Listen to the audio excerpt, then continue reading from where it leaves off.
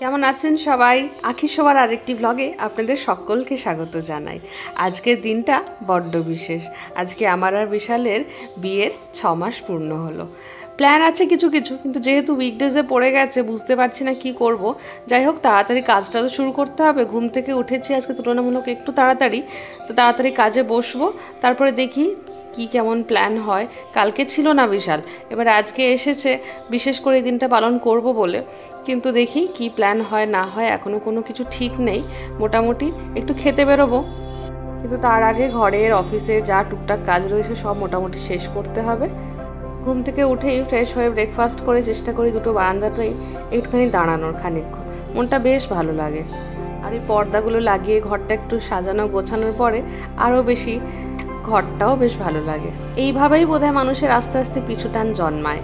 এই তিলে তিলে যে একটু একটু করে সংসার গড়ে তোলা, পছন্দ অপছন্দের জিনিসগুলোকে রাখা বা সরিয়ে রাখা, প্রত্যেকটা জিনিস ডিসকাস করে ভালোবাসায় একটু একটু করে কেনা, একটু একটু করে সাজানো গোছানো, সব কিছু মিলিয়ে মিশিয়ে তিলে তিলে তৈরি হয় একটা মানুষের সংসার।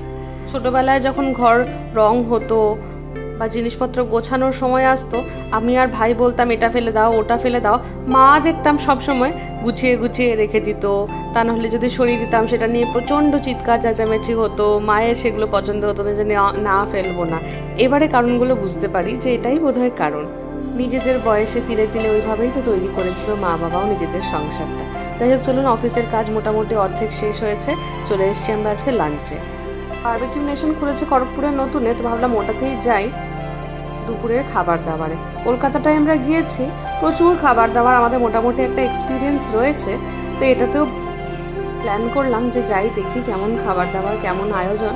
কি সুন্দর লাগছে দেখুন, পুরো চারিদিকে খাবারের গন্ধে মোমো করছে। ভেজ নন ভেজ আলাদা আলাদা করে রয়েছে।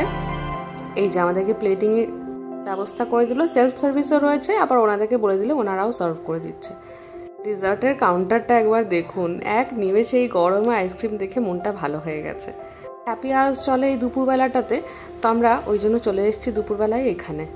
ভেজ ননভেজ মোটামুটি সব রকমই ট্রাই করছি আমরা। ওনাদেরও ব্যবহার সার্ভিস ভীষণ ভালো। আজকাল তো ঘরের পাশে গলিতে মোড়ের মাথায় চারিপাশে এত রেস্টুরেন্ট হোটেল এত কিছু রয়েছে।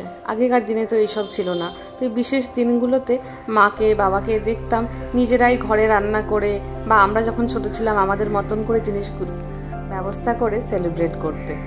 কোনো কিছু দোকান থেকে নিয়ে আসা যেগুলো আমরা পছন্দ করি বা মা পছন্দ করে, বা মা কিছু একটা স্পেশাল ডিশ রান্না করলো যেটা বাবার ভালো লাগবে, আমাদের ভালো লাগে, এইভাবেই তো সেলিব্রেট করেছি।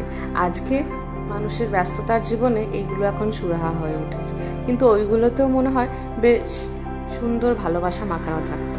যাই হোক, অফিসের একটুখানি কাজ বাকি ছিল, ফিরে এসে সেটাও কমপ্লিট করলাম। দুজনে এখন এসেছি এই দিকের বারান্দাটাতে। কি সুন্দর লাগছে দেখুন, বিকেলের চাটা আর সঙ্গে এরকম সুন্দর সবুজ পরিবেশ। আজকের এই বিশেষ দিনটায় আমরা ভাবলাম একটুখানি গাছ কিনবো, তাই চলে এসেছি খড়গপুরেই একটা নার্সারিতে। কি গাছ কিনলাম, কত কি দাম নিল, সেগুলো আপনাদেরকে ডিটেলে পরে অন্য কোনো ভিডিওতে বলবো। কিন্তু আজকের দিনে বিশেষ করে গাছ কেনার কারণ হলো, যতবারই ওই গাছটাতে জল দেবো বা যতবারই তার গাছে ফুল ফুটবে আমাদের মনে পড়বে এই গাছটা কিনেছিলাম আমাদের বিবাহবার্ষিকীর 6 মাস পূর্ণ হওয়ায়। আস্তে আস্তে একটু সন্ধে হয়ে গেল, তাই দূরের দিকের গাছগুলো যত ভালো করে দেখা যাচ্ছে না ক্যামেরায়। দিনের বেলায় এলে এত উজ্জ্বল লাগে জায়গাটা, কি সুন্দর লেবু ধরেছে দেখুন গাছগুলো। আপনাদেরকেও দেখাবো কি কেনাকাটা হলো। নার্সারি থেকে ডাইরেক্ট চলে এসেছিলাম আমরা ডিনারে। এই রেস্টুরেন্টটা তো আপনাদেরকে আগেও নিয়ে এসেছি, ফুড স্টুডিও বলে রেস্টুরেন্টটা। এখানকার খাবার দাবার অ্যাম্বিয়েন্স আমাদের দুজনেরই বেশ ভালো লাগে। তো যাই হোক, চলে এসেছি এখানে ডিনার করতে। নিয়ে নিয়েছি ফ্রাইড রাইস, চিলি চিকেন, তার সঙ্গে হচ্ছে এখন প্রচুর পুরনো দিনের গল্প। কোথায় প্রথম খেতে গিয়েছিলাম, কি খেয়েছিলাম, বা তারপরে কোথায় খেতে গিয়েছি, কেমন অভিজ্ঞতা ছিল, কি ভাবতাম তখন, এসব হচ্ছে এখন গল্প। আর আজকে দুজনের নাম একসঙ্গে নেম প্লেটে লেখা ফ্ল্যাটের সামনে। বিয়ের আগে ডেট করা আর বিয়ের পরের অভিজ্ঞতা সম্পূর্ণ আলাদা। এইটুকু জিনিস আমি বুঝেছি এই 6টা মাসে। ভালো মন্দ সবটাই থাকবে। বিয়ের আগে তো সবসময় আমরা চেষ্টা করি নিজের ভালো দিকটাকে প্রকাশ করা, কিন্তু যখনই একসঙ্গে থাকা হবে ভালো মন্দ দুটোই তো থাকবে বলুন। চলুন এই বিশেষ দিনটাতে আমরাও আমাদের মতন গল্প করি, খাওয়া দাওয়া করি। আপনারাও খুব ভালো থাকবেন, সুস্থ থাকবেন। ব্লগটা কেমন লাগলো আমাকে অবশ্যই কমেন্ট করে জানাবেন। ভালো লাগলে লাইক, শেয়ার, সাবস্ক্রাইব করুন।